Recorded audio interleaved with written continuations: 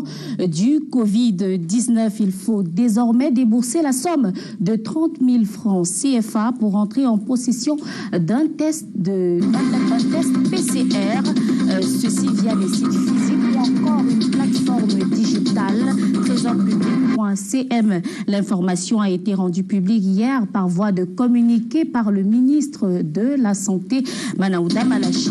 Il faut dire que même si on s'en doutait déjà depuis un moment, cette annonce anime le débat sur la scène publique.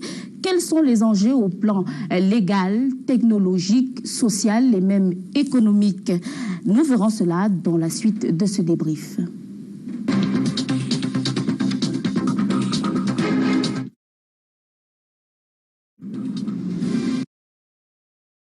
Et pour revoir et commenter cette actualité, nous recevons nos 4 invités. À ma gauche, ne vous fiez pas à sa jeunesse ou à sa belle plastique. Le docteur Albert Zé est redoutable dans son domaine, l'économie de la santé. Bonsoir, docteur. Bonsoir, Janice. Et bienvenue sur ce plateau du débrief, docteur Albert Zé.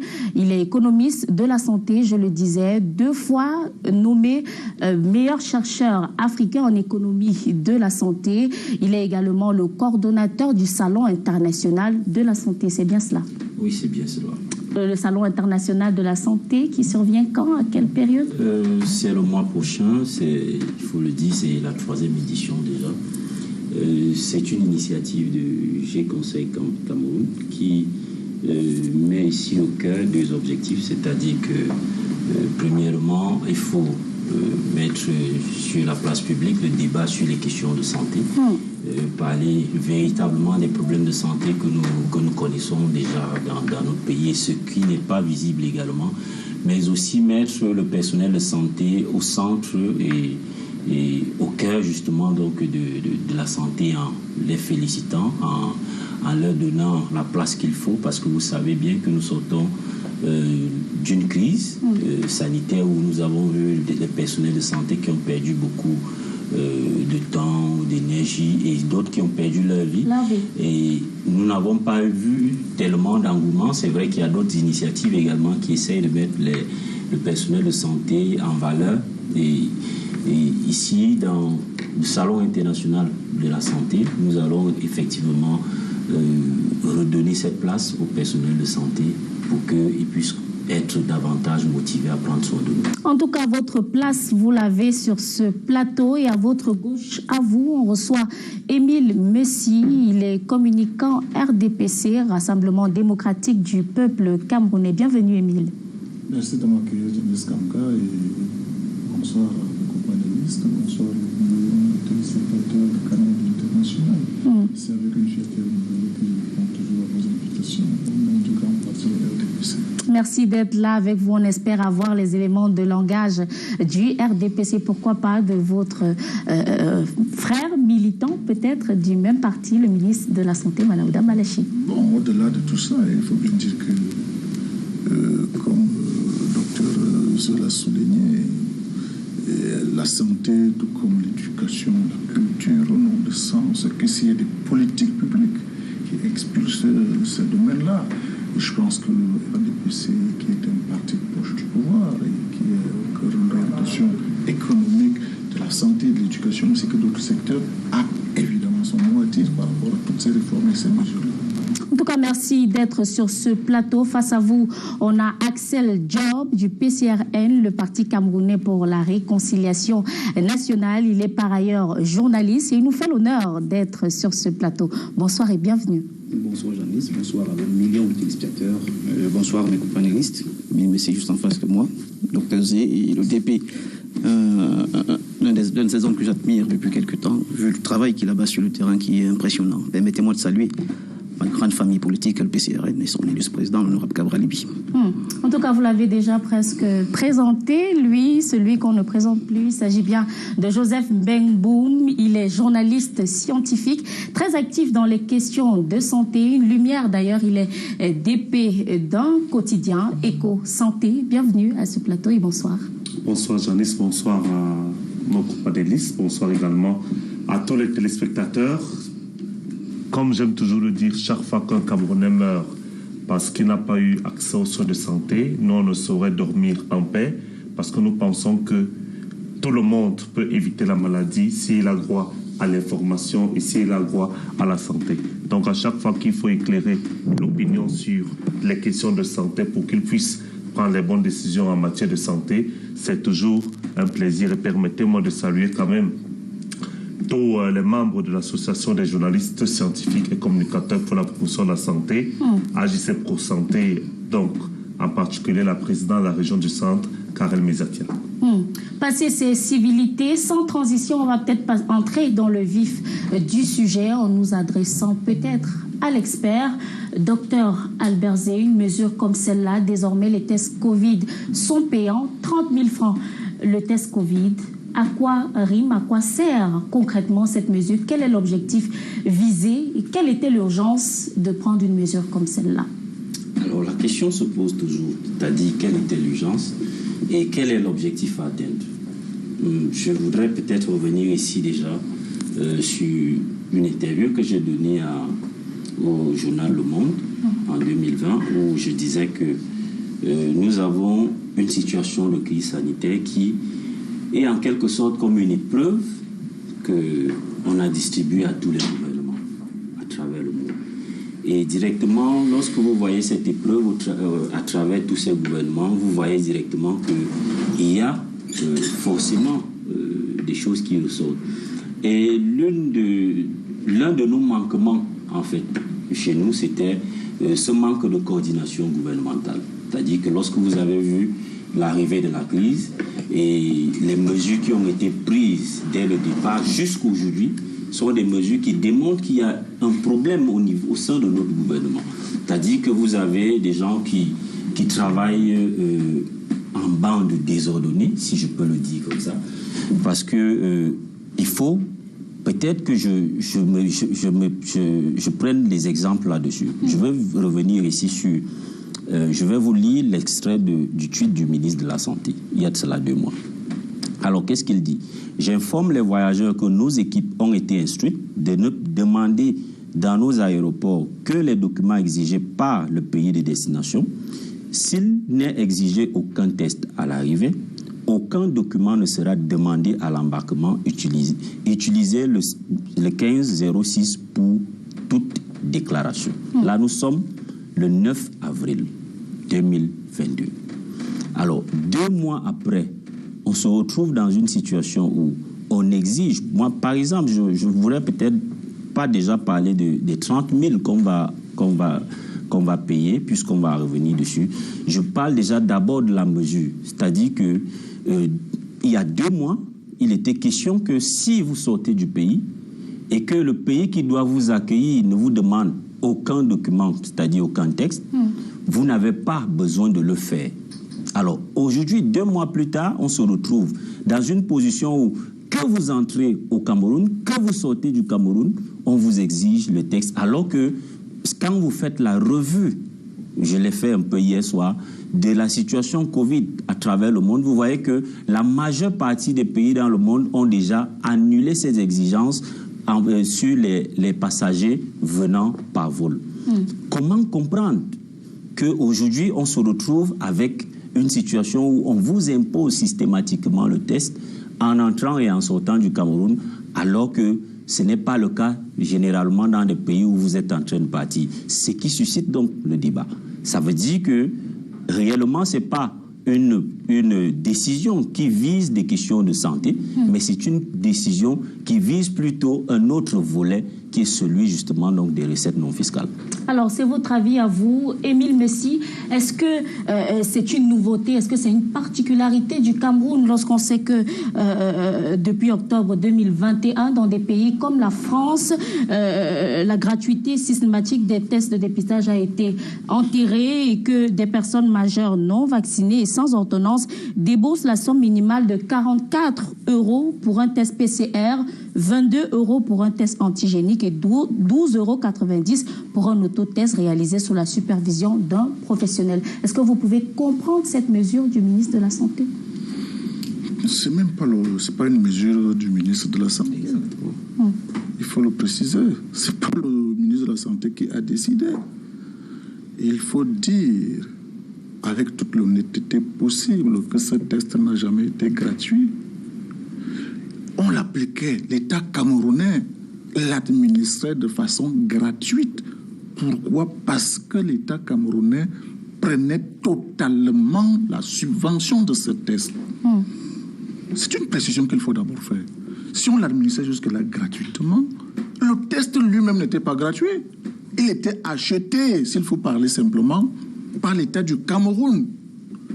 Et vous imaginez que le Covid, qui n'est pas né au Cameroun, qui est dans un environnement mondial, le PCR n'est pas inventé par les Camerounais. Il se trouve tout simplement qu'à un moment donné, l'État a suffisamment saigné. Si on vous dit en 7 mois seulement, l'État camerounais a dépensé 24 milliards pour la gratuité de ce test. Mais c'est incroyable, il faut l'avouer. L'État, à un moment donné, a pensé qu'il va orienter la gratuité de ce test. Tout au moins, ceux des Camerounais ou des non-Camerounais qui vont voyager pour aller hors des frontières du pays payeront 30 000 francs. Et ce n'est pas la totalité des frais, c'est une partie. Parce que l'État ne se désengage pas totalement. Mais ceux qui voyagent, c'est eux qui vont payer. Vous estimez que c'est ceux qui sont directement visés par cette mesure? Parce qu'il faut dire aussi des cas à l'intérieur du pays où on nécessite... Pour l'instant, quand vous lisez, quand vous exploitez même la correspondance du ministre d'État, secrétaire général de la présidence de la République, qui avait donné le ton au niveau de l'exécutif, que à partir du mois de juin, il me semble que c'est aujourd'hui que cette mesure entre en application, le 15 juin, c'est-à-dire aujourd'hui, ce test pour les voyageurs à l'aéroport, parce que le test PCR est exigé, ceux-là payeront 30 000 francs. Et toute la mécanique a suivi. C'est-à-dire l'ordonnance. Vous savez qu'à l'Assemblée nationale, en ce moment, ils sont en train de corriger le budget 2022 pour intégrer les recettes qui vont suivre par rapport à cette nouvelle, si on peut le dire comme ça, ce nouvel impôt. Comprenez? Et bien évidemment, on ne peut pas nier que l'État est également confronté à d'autres charges. Il y a eu beaucoup de crises, il y a eu beaucoup de demandes. Et que ceux-là, ceux de nos compatriotes, ceux de citoyens du monde qui vont se retrouver à l'aéroport pour voyager, ce n'est qu'eux qu'on va demander 30 000 francs. Et ça permettra, vous savez, il n'y a pas beaucoup de temps que les enseignants ont fait des mouvements de grève pour demander 180 milliards. Il faut bien trouver cet argent-là quelque part. Ça, c'est des contraintes. Mais la gratuité du test reste là. Vous comprenez? Parce que l'État qui a toujours subventionné ce test, il en est de même pour les vaccins, pour d'autres vaccins. Donc, il faut bien situer cette décision dans son contexte précis. Il ne faudrait pas aller dans tous les sens. Pour dire qu'il y a 2 mois, il y a 1 mois, on a demandé ceci, pourquoi subitement on demande cela? Non. Nous sommes dans un contexte et il faut s'arrimer. Et puis, je vous ai dit, l'État dépense suffisamment d'argent pour soutenir ce test-là. Et si l'on restreint donc à voyageurs, vous savez bien que ce n'est pas le premier venu qui va prendre quand même l'avion à l'aéroport. On lui demande de donner juste 30 000 francs pour ce test-là. Ce n'est pas aussi tuant. Ah, 30 000 francs pour le Camerounais moyen, c'est beaucoup. Je puis pas le Cameroun moyen. On dit bien que c'est ceux qui vont acheter un billet d'avion. Il faut bien le préciser. Ceux qui sortent du pays. Axel, en tout cas, les autorités motivent cette décision par la persistance du Covid et des contraintes budgétaires. 30 000 francs pour un test Covid, comment le percevez-vous? Commençons par l'ordonnance. Sur le plan législatif et légal. On y reviendra. D'abord, cette ordonnance, permettez-moi de vous dire que ce sujet qui nous réunit, c'est un non-lieu. L'ordonnance introduite par le président de la République doit attendre l'approbation du Parlement qui statue. Alors, une mesure entrée en vigueur aujourd'hui, alors que le Parlement n'a pas encore statué, lui qui a qualité, rend cette décision pas caduque, mais témoin du mépris absolu de l'exécutif pour le pouvoir législatif. Le Parlement va tout simplement ratifier. Je vous ai écouté parler, supportez de m'écouter aussi. Ça ne vous tuera pas. Je vous dis que lorsque le président introduit une ordonnance. Celle-ci attend l'approbation du Parlement avant d'entrer en vigueur. Nous sommes aujourd'hui le 15. Cette mesure est entrée en vigueur. Le Parlement, lui, n'a pas encore statué sur la question. Selon vous, il s'agit de quoi? D'un manque de procédure ou du mépris du pouvoir législatif? Première question. Maintenant, revenons sur la forme. Vous dites que ce test cible les voyageurs. Je suis d'accord avec vous sur la forme. PCR, c'est pour les voyageurs. TDR, c'est pour les gens à l'intérieur du pays. 30 000 francs CFA. Vous semblez ignorer une chose, c'est qu'aujourd'hui, en réalité, tout Camerounais est demandeur de passeport et donc veut quitter le Cameroun. On se retrouve dans une procédure où ces 30 000 francs concernent toute la société. J'étais encore au centre d'enregistrement de passeport tout à l'heure, mais j'ai été impressionné de voir des foules qui s'y trouvent. Monsieur, c'est une mesure qui vise tout le peuple camerounais, parce que tout le monde est voyageur aujourd'hui. Le SMIC au Cameroun est de 36 000 francs CFA. Et vous me dites que 30 000 francs CFA, c'est tellement moins cher payé. Le passeport est gratuit? Le passeport n'est pas gratuit, il se prépare pour ça. Parce qu'il a quitté ce pays. Mais il le quitte pour effectivement nous ramener l'expertise, comme le docteur Zeki est là. Et donc, monsieur, écoutez-moi très bien, s'il vous plaît. Le passeport est gratuit, le billet d'avion est gratuit. Il ne s'agit pas d'une discussion PCRN, RDC, mais il s'agit bien d'édifier les Camerounais sur la réalité, sur le terrain. Patientez, monsieur Messi.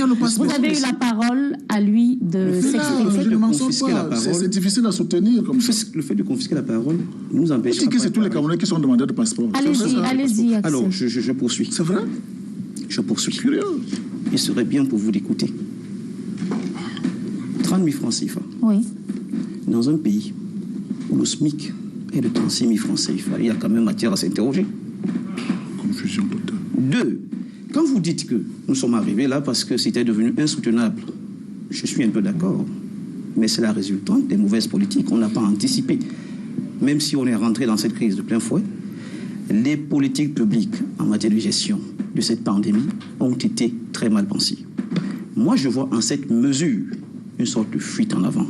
On veut noyer un débat. Nous attendons le rapport de gestion des fonds Covid qui n'est toujours pas arrivé. Qu'on nous introduise une ordonnance maintenant qui entre en vigueur alors que le Parlement ne l'a pas encore validé, monsieur, c'est de l'esbrouf. Nous reviendrons à cet aspect légal, législatif, à l'aspect débat parlementaire de la question, mais je viens à vous, Joseph Mbengboum. On n'a pas encore, en tout cas l'enquête relative au fonds Covid n'a pas encore livré son verdict. On est dans un contexte de vie chère marqué par l'inflation tous azimuts. Est-ce que cette mesure-là était appropriée dans ce timing-ci? Alors, j'ai écouté tout à l'heure les co-panélistes. Merci de me donner la parole en dernière position. Alors, je voudrais dire qu'il y a des éléments, moi je voudrais laisser peut-être le volet politique pour rentrer sur qu'est-ce qui a été fait avant cette mesure et peut-être comment elle arrive et comment on devrait pouvoir l'interpréter. Alors, ce que peut-être beaucoup ignorent, c'est que jusqu'ici, on avait une politique du 2 poids, 2 mesures. Il faudrait que les Camerounais doivent savoir que quand on décide de faire les tests PCR, que ce soit pour la prise en charge locale, que ce soit pour des voyageurs, on a un réseau de laboratoires qui est constitué des laboratoires publics et des laboratoires privés. Dans les laboratoires publics, le test il est gratuit parce qu'il est pris en charge par l'État. Dans les laboratoires privés, c'est le citoyen qui payait jusqu'à cette date. Et dans ces laboratoires, laissez-moi vous surprendre, Janice, qu'il n'y avait pas un prix homologué. Ça veut dire que la seule chose, il me souvient que j'avais posé cette question au ministre de la Santé, nous avait dit, la seule chose qui avait été demandée ou dite aux responsables des laboratoires privés enrôlés dans le réseau des laboratoires faisant le test PCR, c'est que vous devriez éviter d'exagérer. Alors, vous avez des laboratoires, vous arrivez, vous demandez 25 000, 30 000. Certains, vous arrivez, vous demandez 40 000, 50 000. Certains même allaient à 60 000. Ça veut dire que quand vous arrivez, on vous dit que non, là, je veux un test en urgence. On vous dit la file d'attente est longue. Vous dites que non, c'est vraiment VIP. Donc, on vous faisait le prix. Ça veut dire que pour 2 personnes qui obtenaient le même document pour pouvoir sortir du Cameroun, un test PCR négatif, il faut le préciser, il y a un monsieur qui l'avait gratuitement. Et il y a d'autres qui le payaient.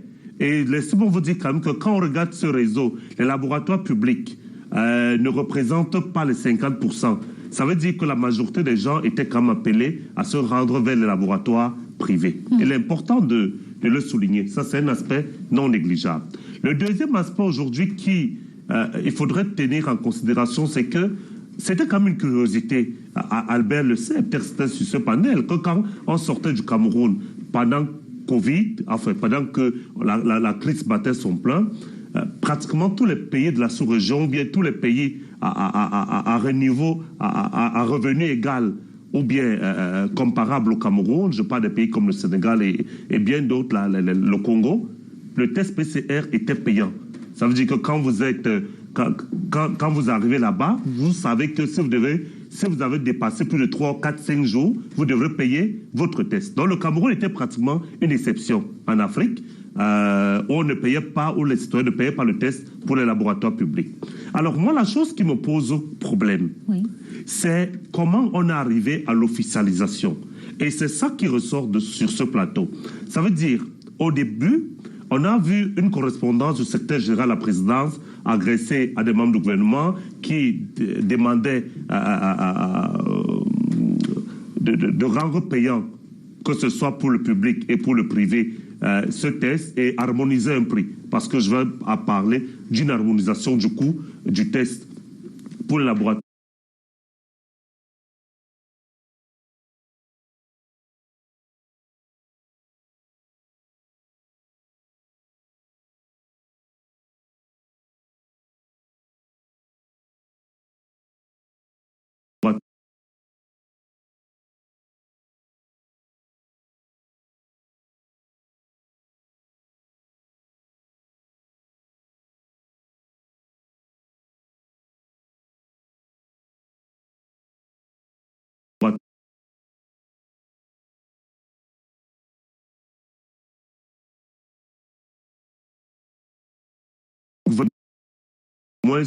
Aurait organisé une communication avec les hommes de médias pour échanger, pour qu'ils puissent apporter des clarifications de façon claire. Parce qu'aujourd'hui, on est dans des supputations.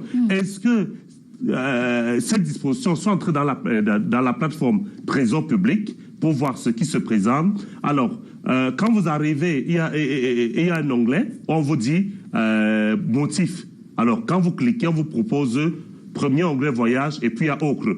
Alors, qu'est-ce qu'on met dans Ocre? C'est là ma grosse interrogation. Est-ce que dans Ocre, là, c'est le Camerounais? Parce que j'ai entendu tout à l'heure que les tests TDR, c'est pour les locaux, non. Les tests PCR, quand vous avez été testé positif avec le TDR, après ça, pour être admis en prise en charge, au-delà des autres examens que vous faites, on vous fait un test PCR. Donc, tout le monde, que ce soit ceux qui sortent, que ce soit ceux qui sont à l'intérieur du pays et qui sont testés positifs au Covid, sont assujettis au test PCR. Alors, il est important aujourd'hui qu'on sache 30 000 pour ceux qui voyagent uniquement ou 30 000 pour ceux qui seront testés positifs au Covid, même à l'intérieur du pays. Donc, je pense que c'est ce cafouillage aujourd'hui, cette mauvaise communication gouvernementale qui fait aujourd'hui quand même qu'on commence à se poser mille et une questions. Si par exemple, est-ce que le ministre de la Santé se concrétise? Est-ce que finalement, la coordination gouvernementale, comme le disait, qu'est-ce qui se passe finalement? Je pense qu'il y a un broglio tout autour. Justement, vous avez parlé d'incohérence. Je vais revenir peut-être à vous, Émile Messi, pour soulever ce débat sur le plan légal. La disposition, le communiqué du ministre s'adosse sur l'ordonnance présidentielle du 2 juin dernier qui elle-même fait partie du projet de loi introduit à l'Assemblée nationale, au projet de loi corrective de la loi des finances. À un moment donné, la loi n'est pas encore, elle n'a pas encore subi la navette parlementaire, mais on a ce communiqué-là. Est-ce que ce n'est pas un pied de nez que l'exécutif ferait au pouvoir législatif, en l'occurrence? Non, non. Ça, c'est fait de ce qu'on appelle la mauvaise foi. Chaque projet de budget dispose toujours, alors prévoit toujours des ordonnances ou des amendements du président de la République. Lorsque le budget est voté à l'Assemblée nationale, après promulgation par le chef de l'État, il y a toujours des mécanismes d'amendement sous forme d'ordonnance. Et l'ordonnance du 2 juin, précisément, admettons que cette ordonnance avait été prise en avril, vous voyez, ça entre immédiatement en vigueur. Et la session qui suit, on fait tout simplement ce qu'on appelle la formalisation. C'est comme une ratification. C'est déjà là. Mais l'Assemblée nationale ou alors le Parlement, par la procédure qui est prévue, valide. Ou alors, c'est même pas la validation. Accompagne, encadre donc juridiquement l'acte pris par le chef de l'État qui lui-même entre immédiatement en vigueur. Je voudrais qu'on Parce que le budget sur le corrigé. Émile, est-ce qu'on est d'accord que cette loi-là n'a pas suivi le schéma normal que doit suivre une ordonnance à l'Assemblée nationale? Est-ce qu'on est d'accord qu'il s'agit bien d'une exception? Quelle loi? Vous parlez de quelle loi? Cette ordonnance-là. Je vous ai dit que la loi portant budget de l'exercice 2022 prévoit, quand vous lisez les derniers articles là, que le président de la République, sur ordonnance, peut modifier ce budget. Tout dépend des circonstances. Il peut y avoir des dépenses ou des nouvelles poches de recettes. On est d'accord. Nous sommes Maintenant, d'accord le là-dessus. mécanisme. Le mécanisme, c'est ce que c'est par ordonnance que le chef de l'État, ça ne passe pas d'abord par l'Assemblée nationale. Et l'Assemblée nationale, tout simplement, par un mécanisme de ratification, fait son travail. Valide. Je vous permets de réagir. Vous comprenez? L'Assemblée nationale valide. Non, monsieur, ce n'est pas ça. Ça, c'est un faux débat que vous voulez entretenir. Le Parlement valide. Parce que la loi prévoit que... Est-ce que la loi donne la possibilité au chef de l'État, par l'ordonnance, de modifier le budget? C'est ça la question. Est-ce que la loi donne la possibilité au chef de l'État, Nous parlons bel et bien. de prendre par ordonnance des nouvelles ou alors de modifier le budget? Nous sommes d'accord sur ce principe-là. d'accord. Mais la navette parlementaire, on est là dans un cas fatal. C'est une exception. C'est Vous les ne hommes pouvez pas dire politiques donc que... qui créent un faux débat. Pas du tout. C'est la loi Il ne qui est s'agit écrite pas... ainsi. Je vous dis, c'est les hommes politiques Il ne qui créent s'agit un faux pas débat. Je suis désolée. Lorsqu'une ordonnance est introduite, Il s'agit d'une exception prévue peut-être par la loi, mais en cas d'urgence comme la guerre. Est compétent. Allez-y, Axel. Oh là là, vous avez posé une Est question. introduite et elle se fait Est-ce que valider vous par avez le Parlement, vu qui est le le seul projet de budget? compétent en matière de validation? Est-ce que vous comprenez? Vous pouvez reprendre, on vous écoute. Je vous dis que lorsqu'une ordonnance est introduite, parce qu'encore, il faudrait déjà peut-être qu'on vous dise ce que c'est qu'une ordonnance. L'ordonnance, généralement, c'est quoi l'ordonnance? Il faut que je vous le dise tout de suite. Je suis presque sûr. Laissez-moi vous dire ce que c'est qu'une ordonnance. Qui introduit l'ordonnance? Le président a recours à une ordonnance lorsqu'il est conscient que ça ne rentre pas. Qui a introduit l'ordonnance? Exactement. On te dit que le chef de l'État prend une ordonnance. Écoutez-moi très bien. Vous dites que c'est introduit. Écoutez très bien. Voilà la confusion. On a recours à l'ordonnance lorsque le chef de l'État est conscient lui-même que ça sort légèrement de ses compétences, monsieur. Qu'est-ce que vous voulez me démontrer? On fait un forcing. C'est ça l'ordonnance. Qu'est-ce que vous voulez démontrer? Terre à terre. L'ordonnance du 2 juin n'est pas valable en ce moment. Vous voulez dire que l'ordonnance du 2 juin n'est pas valable? L'ordonnance a été Alors, il n'est prise. pas exécutoire? Elle est introduite au Parlement. Introduite? C'est le Parlement qui valide. Oh là là. Est-ce que vous comprenez? C'est ça la procédure. C'est la mauvaise foi. Elle ne change pas. Docteur Albert Zé Montesquieu rappelait d'ailleurs que tout organe détenteur d'un pouvoir aurait tendance à en abuser. Les Si vous lois permettez, internationales Émile, que l'Assemblée nationale ratifie, à chaque fois, c'est des plans de loi qui existent déjà. Émile, si vous permettez. Mais c'est la même chose. Il ne s'agit pas du tout d'un débat PCRN-RDPC. Nous sommes là Il pour faut éclairer ceux qui nous éclairer suivent. la lanterne des C'est un processus de téléspectateurs. ratification. J'ai parlé C'est un Processus processus de de ratification. ratification. Ce n'est pas un nouveau vote qu'on va faire là-bas. Mais il faut bien que Il y a la même loi pas de qu'il y ait débat. un Il y a débat un processus. parlementaire Il et n'y a qu'il même faut pas que un la loi débat soit sur l'ordonnance. Il y en a pas un un. débat. Le président a dit C'est un processus. Il n'y a pas de débat. Docteur Albert Zé, C'est juste une formalisation. comme est-ce vous que dites. vous comprenez Il y a plus de le débat. C'est le débat Parlement qui valide. légal, législatif qui en Dites-moi que la majorité obèse appartient au sur député, je cette comprends. C'est le ordonnance-là? Parlement qui valide, monsieur. Moi, je dirais une chose. Je dirais une chose, c'est que ce débat m'importe très peu. Honnêtement, parce que je vois ici l'aspect économique qui est très important.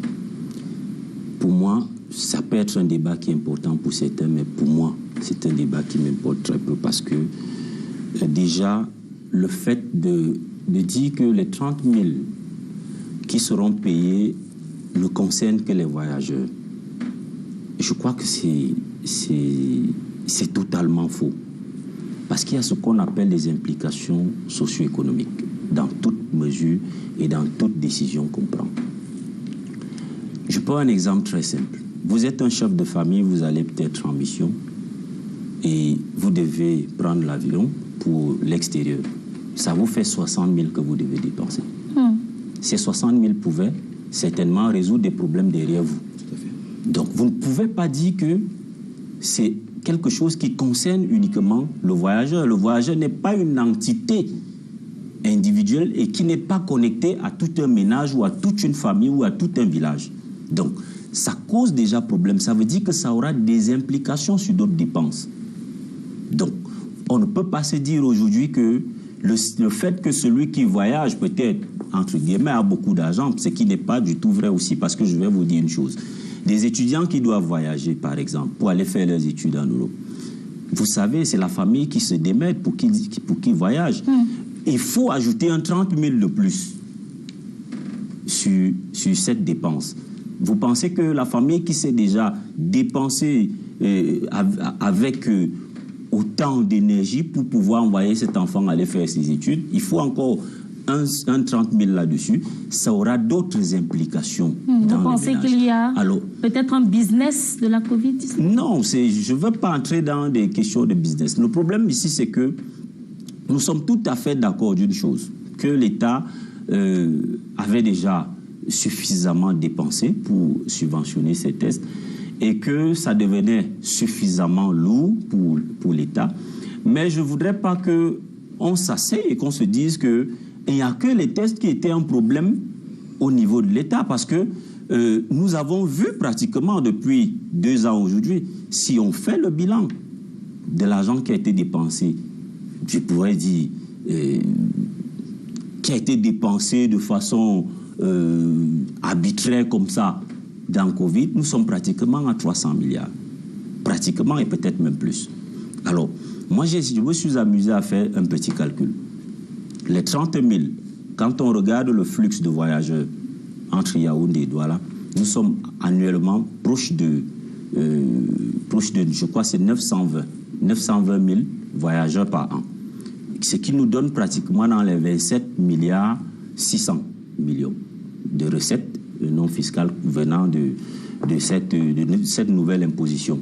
Alors, quand vous avez 27 milliards 600 par an, vous faites juste le ratio entre ce qui a été dépensé de façon, je dirais de façon bête entre guillemets, dans la gestion de Covid, cet argent que nous cherchons jusqu'aujourd'hui qui va pratiquement à 300 milliards, vous voyez que c'est l'argent des tests PCR pour moins de 10 ans qui a été dépensé et qu'on cherche depuis et que personne ne veut nous dire effectivement où c'est passé. Vous avez l'impression qu'on tend la facture? Vous voyez donc que, en fait, le gouvernement se comporte comme ce chef de ménage qui a fini de boire les bières avec son argent de salaire et de jouer un jambo pour venir imposer à ses enfants d'aller chercher de l'argent pour venir nourrir le ménage. C'est en fait ça le problème aujourd'hui. C'est-à-dire que nous avons dépensé pendant la période de Covid sans toutefois voir pourquoi est-ce qu'on dépensait. Et plusieurs l'ont dit, plusieurs experts le disaient, il ne faut pas qu'on dépense ainsi. Et aujourd'hui, on n'arrive même pas à faire le bilan de ces plus de 300 milliards et qu'aujourd'hui, on nous dise qu'on va maintenant chercher l'argent dans l'imposition des 30 000 par passager et nous faire croire que c'est ça qui va venir en quelque sorte résoudre le problème. C'est au bout de 10 ans qu'on va essayer d'atteindre ce que les gens ont dilapidé en 2 ans. Joseph Bemboum, est-ce que vous avez l'impression, dans ce cas précis, on a vu le laboratoire national de santé publique a déjà été pris d'assaut aujourd'hui par les différents usagers qui venaient faire le test de dépistage au Covid. Est-ce que vous avez l'impression qu'on risque à cette allure se retrouver dans un autre Covid-gate? Alors, je pense aujourd'hui que ma peur, j'ai vu le ministre a publié 4 laboratoires où les paiements peuvent se faire de façon physique. La question aujourd'hui, c'est que on avait plus de 20 laboratoires dans l'ensemble du pays. Que deviennent, il a dit de façon progressive. J'ai vu, on a parlé de la ville de Bafoussam qui devrait être enrôlée. Alors, les autres villes, que deviennent les autres laboratoires? Parce que vous avez des laboratoires qui ont investi de leur propre argent. Ça, il faut le préciser. Ça veut dire que les laboratoires privés ont acheté leur équipement, ont recruté du personnel, ils ont formé le personnel, etc. Alors, aujourd'hui, le premier élément, c'est que deviennent ces laboratoires? Que deviennent ces équipements? Qui va les amortir? Est-ce qu'ils seront finalement enrôlés? Mais ce délai qui passe, Parce que si hier, vous étiez habilité à faire les tests, et qu'aujourd'hui, on sort comme le qu'on dit, même si on ne l'a pas dit officiellement, mais on le dit d'une autre manière, que vous n'êtes plus habilité à faire des tests, ça veut dire que est-ce qu'on doit continuer, est-ce que les Camerounais ont le droit de continuer à aller dans ces laboratoires privés qui sont toujours enrôlés dans le réseau des laboratoires? Je pense qu'il y a un problème. Il y a beaucoup de flou, il y a énormément de flou. Donc, les gens qui ont payé leur test hier 14, dans ces laboratoires privés, est-ce que ces tests-là sont valides aujourd'hui, le 15, qu'une nouvelle disposition a été prise? Que deviennent ces laboratoires? Que devient la validité des tests que les gens ont payés? Vous savez que parfois les gens payaient une semaine avant. Ça veut dire que les gens qui auront fait le test vendredi, samedi dans le laboratoire privé, qu'est-ce que ça devient? Je pense qu'il y a toutes ces clarifications-là, et l'absence de ces clarifications peut faire. Et effectivement, vous vous souvenez, pendant des mois, j'ai été inondé chaque jour d'appels parce que les gens arrivaient au centre de prélèvement, au site de prélèvement du Palais des Sports. Et quand vous arrivez là-bas, parfois c'était saturé et les gens vous disaient, on me dit que je dois revenir demain ou après-demain pour me faire prélever au site du Palais des Sports. Où est-ce que je peux aller? Et régulièrement, on était obligé d'orienter les gens qui a tel également, tel site, tel autre site. Mais ce que je voudrais dire aujourd'hui de façon claire, c'est que s'il n'y a pas de clarification claire, effectivement, les gens ont besoin de voyager. Les gens ont des urgences. Et si les choses ne sont pas dites de façon claire, et il y a justement un autre business, test PCR, qui va naître. Oui, et je dis encore très bien que si dans les brefs délais, les choses ne sont pas clarifiées, nous allons tout droit vers ça. Parce que comme vous l'avez dit, quand on le dit, cela voudrait dire que les autres sites qui n'ont pas été cités dans le communiqué du ministre ne sont plus valides. Ça veut dire que si quelqu'un m'appelle en ce moment, moi, me voulant légaliste, je vais lui dire, mon frère, désormais, tu as vu les 4 laboratoires où tu peux faire les paiements physiques.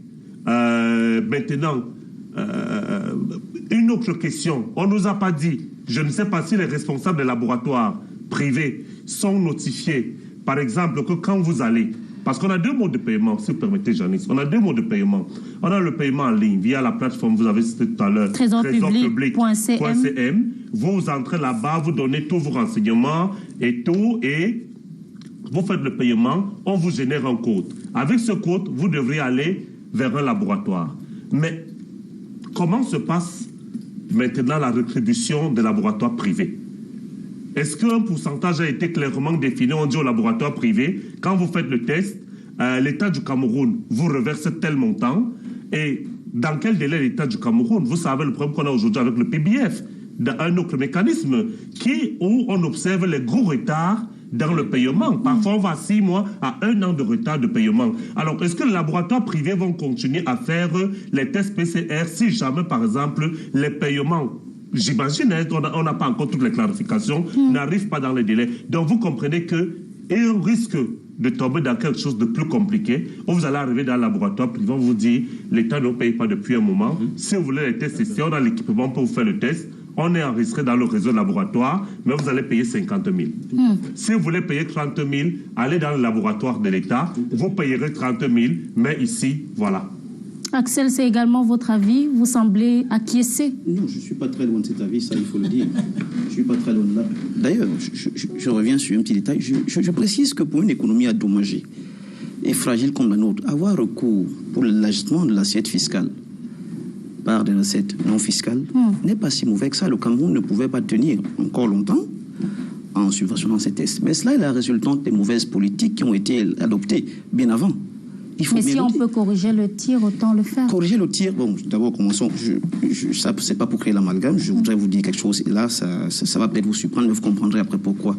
Permettez-moi de féliciter l'équipe de Canal 2 qui a organisé au moins 32 débats sur ce sujet, qui a participé à mettre sur place des plateformes scientifiques et intellectuelles où le peuple a pris connaissance de certaines choses. Canal 2 a eu ce mérite. Voilà une chaîne privée qui s'est mise au service public. Je ne sais pas si, prenons même des cas les plus récents, dans les 180 milliards qui avaient été octroyés au Cameroun comme fonds d'aide à une meilleure gestion de ce projet, je ne sais pas si Canal 2 a été associé à quelque manière que ce soit dans la gestion d'un fonds pareil. Je voulais seulement vous montrer à quel point la politique de communication autour de cet événement a échoué sur toute la ligne. Donc, de deux, lorsque, effectivement, il est posé un débat comme celui de laboratoire homologué, d'une part, et peut-être les autres qui continueront à délivrer ou de délivrer les tests. Il est clair qu'on est en droit de penser que c'est un business qui s'organise autour de ça. Ça pose un problème de la fiabilité des tests. Vous êtes assis chez vous, vous passez un coup de fil, on vient vous livrer un test. C'est connu, c'est pratiqué, on le sait. Maintenant, les coûts ont été homologués pour les laboratoires qui ont été retenus, pour les laboratoires qui ne le sont pas et qui continueront à délivrer ces tests. Qu'est-ce qu'il en sera? Vous voyez bien qu'il y a toute une cacophonie autour de ça pour en réalité cacher le vrai problème. Qu'on nous livre le rapport de gestion des premiers fonds Covid et à partir de là, on fera la transition. Nous. Vous êtes pour une approche méthodique. Émile souhaitait peut-être réagir. Non, je crois que nous entretenons ici, depuis que cette émission a commencé, une confusion qui n'en veut pas. À quel niveau? À ce niveau, quand vous lisez le communiqué est suffisamment clair. Quand moi je suis tout ce qu'on dit là, je me demande si c'est le même communiqué ou alors si c'est la même actualité que nous avons. Vous n'allez pas insulter l'intelligence des professionnels de la santé. C'est moi qui donne la parole. Et c'est moi qui parle donc. Vous n'allez pas insulter, c'est quand même un professionnel de la santé qui parle, c'est pas un profane. Je vous ai dit que tout ce qui a été dit ici, j'ai l'impression que nous entretenons la confusion par rapport au communiqué du ministre de la Santé qui est devant nous. Et je le démontre. Premièrement, on dit, d'abord, il y a d'abord un principe. Le test PCR a quelle validité? 24 heures. Tout le monde ici est conscient, mais personne ne le dit. On dit, est-ce que les privés vont continuer à faire ceci? On dit désormais, je vous en prie, laissez-moi parler. Non, je ne peux pas permettre quand même que les téléspectateurs... Vous ne pouvez pas permettre. Une fausse information. Le test PCR n'a pas une validité de 24 heures. Non, permettez, c'est le test TDR. Non, si, quand vous entrez dans c'est ça qu'on appelle la con. Non, je dis, vous avez dit, nous disons les choses pas correctes, mais je voudrais quand même que vous rassurez les téléspectateurs que vous parlez de quelque chose dont vous ignorez. Quand vous commencez ça, c'est une volonté d'étouffer la bonne information que les Camerounais doivent avoir. Quand vous commencez par la fausseté, on ne peut pas vous valider. Le test PCR n'a pas une validité de 24 heures. C'est tout faux. C'est tout faux. C'est 72 heures un test PCR, au moins. Et ça dépend même des pays. Alors, je voudrais d'abord que vous dites aux téléspectateurs que vous êtes trompés en créant une confusion entre... Est-ce que je peux continuer, Léon?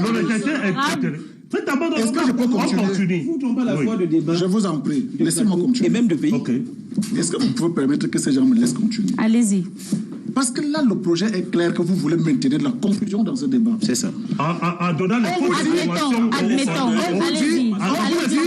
On vous dit, je suis contre les fake news. La gratuité du test était supportée jusque-là par le gouvernement camerounais. Et vous l'avez d'abord bien fait de dire que dans le secteur privé, il a été toujours payant. Maintenant, on vous dit, pour ceux qui voyagent, qui ont un passeport, voilà les mécanismes de paiement. Ça veut dire que à partir de votre preuve que vous avez payé dans des sites indiqués, il n'y a plus de confusion. Les gens vont continuer à faire leurs tests dans le public et dans le privé. Mais toutefois, ceux qui voyagent devront verser une somme de 30 000 francs. Pourquoi entretenir la confusion entre le secteur public et le secteur privé à ce niveau? Alors que les sites sont indiqués, les laboratoires sont indiqués. Tout est indiqué pour que l'État qui doit prélever les 30 000 francs pour les voyageurs, que tout cela soit bien encadré. Où est la confusion? Petite précision, combien de temps est valide le test PCR dans le cadre du pass sanitaire? Un test PCR est valide 24 heures à compter de la date du prélèvement et avant le voyage, le test PCR Covid-19 est valable 72 heures, à une durée de 72 heures. Mais je parlais justement avant le voyage. Avant le voyage, c'est 72 heures. C'est bel et bien 72 heures. C'est 72 heures. Si je me suis donc trompé, ça veut donc dire que vous vous êtes trompé. Test donc, vous vous êtes trompé. Vraiment, vous vous êtes trompé. Je vous en prie. Vous êtes trop fort pour... Non, vous êtes trompé. Il ne s'agit pas de force je vous ai dit sur ce donc plateau, mais bien de la test donc a une durée. Ce test a une durée. Quand vous prenez 72 heures environ, c'est 3 jours. Exactement. C'est Un 3 peu jours. moins de 3 jours exigés par les pays de Ça va donc destination. dire, quand j'évoque le problème de durée dans le temps, c'est-à-dire si vous avez fait votre test et que vous voulez voyager dans les 72 heures qui vont suivre, c'est en ce moment-là que vous avez aussi la possibilité de donner cet argent dans des sites indiqués. Voilà la base de mon raisonnement. C'est-à-dire, ce n'est pas quelque chose que vous avez éternellement. Vous pouvez me l'avoir fait 2 fois par semaine, mais pendant votre voyage, là, vous avez 72 heures pour le mettre à jour, et notamment pour payer les frais qui sont indiqués. Le gouvernement, donc, ici, a pris des mesures pour que ceux qui vont voyager, effectivement, puissent payer à des endroits indiqués. Il ne s'agit pas d'aller au quartier, d'aller dans un endroit. Je peux vous dire que j'ai fait mon test dans ce site. Non. Docteur Albert. Pour les voyageurs, on vous dit c'est ici que vous payez et voilà les laboratoires agréés pour le paiement. Aussi simple. Donc, cette confusion qui est entretenue ici avec des hypothèses très fausses, c'est pour ça que moi je disais qu'on devrait bien lire le communiqué du ministre de la Santé pour que on comprenne déjà ce qui est écrit dedans. On a lu le communiqué, mais il faut analyser le contexte dans lequel le communiqué tombe. s'appuie sur l'ordonnance du 2 juin du président de la République où on nous dit qu'il faut attendre. Non, c'est un faux débat. Docteur Albert Zé. Je crois que le grand frère n'est pas dans le sujet. Il n'a pas bien compris de quoi. Il ne comprend pas ce dont on parle en fait. Il n'est pas dans le sujet. Et je vais expliquer terre à terre. Oui. Au départ, nous avions une vingtaine de laboratoires qui avaient été agréés par l'État pour faire ces tests. Maintenant qu'on va au paiement, il n'y a que quelques laboratoires qui sont agréés, qui ont été indexés. Ça veut dire que les autres laboratoires qui étaient dès le départ, qui avaient déjà investi pour faire les tests, comment est-ce qu'on les gère? Est-ce qu'on ira encore faire des tests là-bas? C'est la question. Est-ce qu'en faisant le test dans ces laboratoires, c'est encore valide? C'est ça la question. Pour l'instant, ça a sa place. Et je vais vous dire pourquoi ça a sa place. Je vais vous dire pourquoi ça a sa place. Cette question a sa place parce que je crois qu'à Douala, il y a un seul laboratoire. Est-ce que le test se limite à ceux qui voyagent uniquement? Oui, s'il vous plaît. Est-ce que ce test se limite à ceux qui voyagent uniquement? À S'il vous Douala, plaît. À Douala, il n'y a que l'hôpital La Quintini. Et nous savons que nous avons un flux de voyageurs à Douala qui est de 2000 environ. Est-ce que la Quintini a la possibilité de faire autant de tests à un laps de temps défini? C'est pour cela, si on a élargi pendant Covid, si on a élargi le nombre de laboratoires, c'est justement parce qu'il y avait engorgement à un moment donné. Et aujourd'hui, on rétrécit ça, ce qui va encore créer justement ce business. Ce qui veut dire quoi? Ce qui veut dire que l'effet immédiat sera que le test ne sera pas 30 000. Ça va créer d'autres coûts indirects qui vont faire à ce que le test va devenir un peu plus cher. Parce que si vous avez une offre qui est moins que la demande, ça engage d'autres externalités. Et c'est de ça qu'on parle ici maintenant là.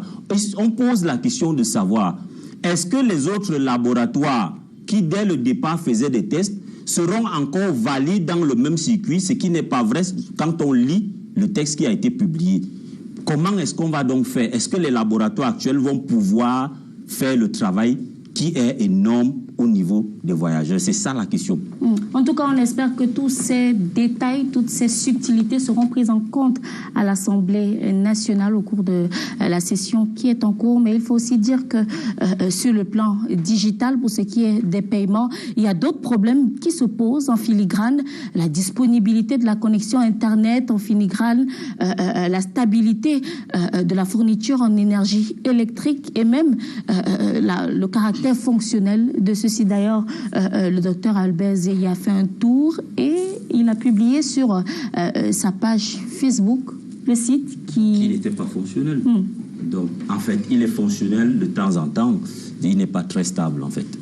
Oui, alors moi, je voudrais justement revenir là-dessus. Vous vous souvenez, au début de cette année, quand, toujours parlant des paiements en ligne, quand le ministère des Finances, avec la Direction générale des impôts, a fait certains réajustements sur le site, il vous souvient qu'on a dû faire un rallongement jusqu'au 25, jusqu'au mois d'avril, pour, par exemple, le paiement de la patente, pour le paiement d'un certain nombre d'éléments.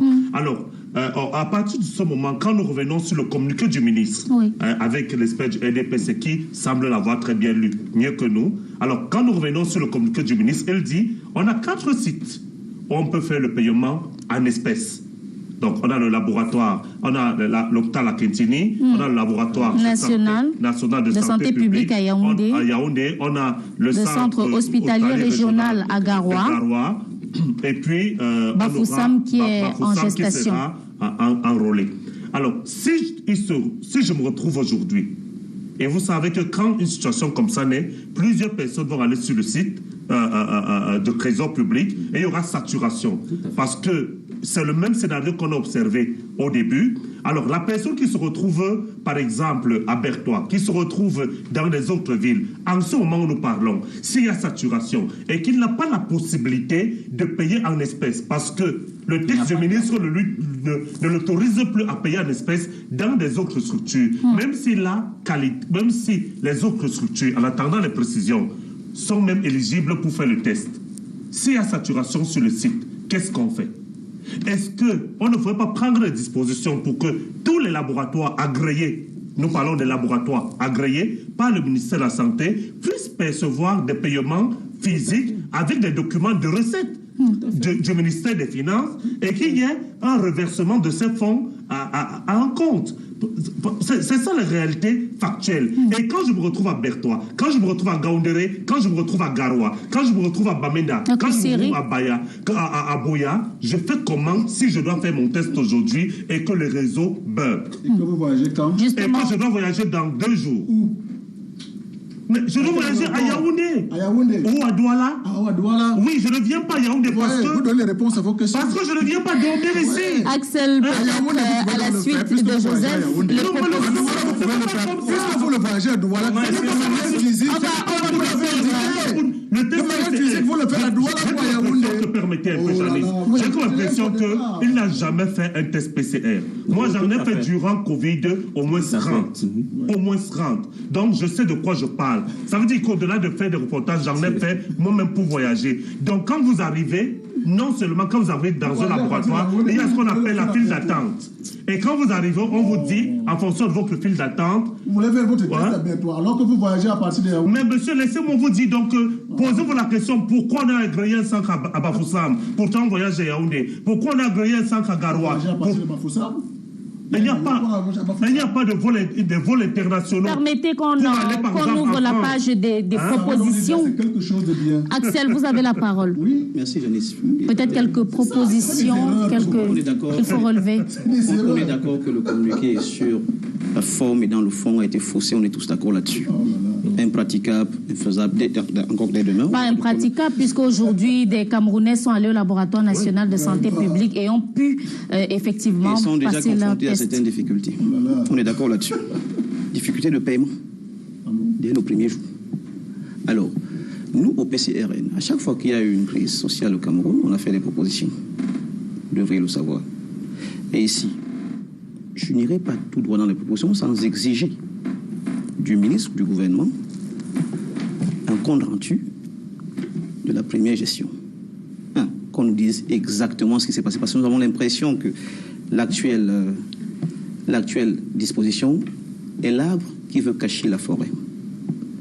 Le ministre s'est toujours positionné comme quelqu'un qui aimait la transparence. Ok, on est d'accord, c'est très bien pour l'image du pays. Il est grand temps qu'il nous dise d'abord ce qu'il a fait des premiers fonds, parce que si on a créé la task force à un moment donné, c'est parce qu'on était conscient, on avait réalisé que ça n'avait pas marché. Alors, je suis dans les propositions, laissez-moi continuer. Le bilan, Covid-Gate. 2, de meilleures politiques de gestion de la Covid au pays. Ça implique impliquer de véritables professionnels, élaborer une très bonne communication. Voilà ce que nous proposons au PCRN. Un plan de communication infaillible qui associe tous les acteurs de la communication. Je suis revenu ici, vous m'avez dit non, ce n'est pas le débat. Si, c'est le débat. Je suis conscient de ce que Canal 2 a fait pour le Covid au Cameroun. Si la CATV, du moins le média national, avait communiqué autant, à la fois sur les procédures, sur à peu près tout ce qui entourait cette pandémie, je suis presque certain qu'on l'aurait mieux géré. Et donc, tout ce que nous vivons aujourd'hui est le résultat de l'échec total du gouvernement dans la gestion de la Covid. Vous voyez peut-être le verre à moitié vide. Docteur Albert Zé, est-ce qu'on ne pourrait pas, à la longue, se retrouver dans la situation où les vaccins seraient également payants? Oui, bien sûr. Tel que c'est parti. Bien sûr. Vous savez que, en fait, on ne peut pas continuer à tout subventionner. On va bel et bien arriver à ce niveau. Ce que je voudrais dire ici, c'est que dès le départ de Covid, je faisais déjà des alertes pour dire que si rien n'est fait, l'argent va disparaître, comme ça a l'habitude de disparaître. Et je le dis parce que j'ai souvent l'habitude d'expliquer que lorsque j'étais quelquefois employé à la Banque mondiale, nous avons fait une estimation, nous nous sommes rendus compte que 90% du budget alloué à la santé au Cameroun ne servait pas à la santé. Donc c'est le même processus que nous avons d'habitude. Donc c'est un problème de gestion aujourd'hui qui engendre tout ce que nous sommes en train de voir. Les propositions de l'économiste. Et maintenant, ce qu'il faut comprendre déjà, ce qu'il faut peut-être faire, c'est que nous savons déjà que nous sommes tombés, ça il faut le dire. Et ce qui a lieu de faire actuellement, c'est premièrement déjà de véritablement alléger la situation en fait de ces paiements, selon ce qu'on se disait tout à l'heure, parce que là on ne va plus reculer, mais le gouvernement a déjà mis sur pied cette nouvelle taxe non fiscale. Donc forcément ce qu'il faut faire maintenant, c'est alléger la situation et empêcher à ce qu'il y ait justement des externalités négatives qui s'y créent. Donc la première chose qu'il faut faire actuellement, et je pense que je l'avais déjà fait aussi au début de Covid, hein, lorsqu'on avait très peu de laboratoires, où je disais qu'il fallait qu'on augmente le nombre de laboratoires. Il faut encore le faire aujourd'hui parce que si nous allons avec le peu qui a été présenté là, on va avoir beaucoup plus de difficultés. Donc il faut qu'on décentralise une fois de plus cette histoire. Je sais bel et bien que ceux qui ont sélectionné les laboratoires ont peur d'une chose, de la fuite des recettes non fiscales, puisqu'on sait comment ça se passe. C'est pour cela que ça a été restreint. Et maintenant, le problème, c'est que c'est bien fait de restreindre, mais le problème, c'est l'engorgement qu'il va avoir. Donc, il faut mettre sur pied des stratégies pour que ce soit mieux géré, mais que vraiment on puisse décentraliser cette affaire pour que les gens ne puissent pas se retrouver dans une situation où vous avez un voyage à faire et que vous n'avez pas pu faire votre test. Donc c'est la seule chose que je puisse dire là présentement, parce que nous n'allons pas changer ce que le gouvernement a déjà dit, d'ailleurs qu'il ne nous écoute même pas. Il nous écoute, je puis vous l'assurer. Émile Messi, peut-être le mot de la fin, on boucle avec vous des propositions, des amendements, ou bien la mesure gouvernementale est juste parfaite? Je pense que votre mission était de voir des enjeux de cette mesure. Le RDPC ne vient pas ici pour faire un procès de quelque que ce soit, mais c'est d'expliquer, de donner ces enjeux-là. On ne vient pas se faire voir sur des plateaux de télévision pour jouer le nom. Et je vous en dis l'enjeu de cette mesure qui est déjà prise et qui entre en application aujourd'hui a deux fondements. Premièrement, à un moment donné, le gouvernement suffoquait déjà, puisqu'il avait pris en charge la subvention totale de ces tests. Et il dit, à partir du 15 juin, c'est-à-dire aujourd'hui, seuls les voyageurs payeront 30 000 francs. Le reste sans changement.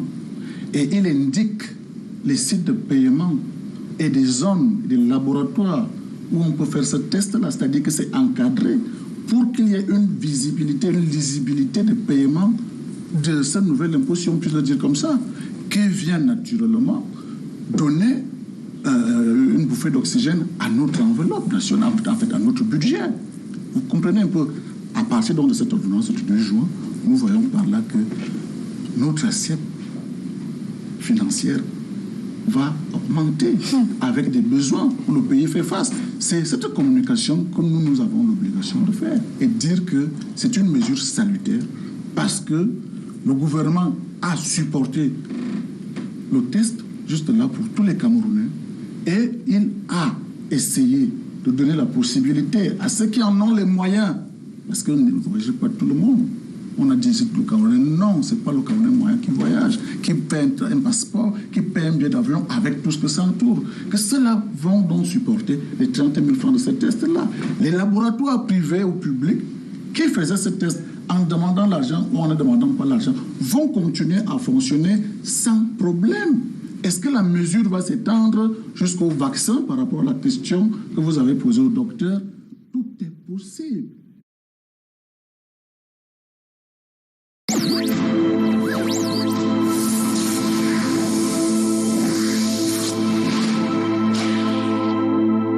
Canal 2 International, votre télévision.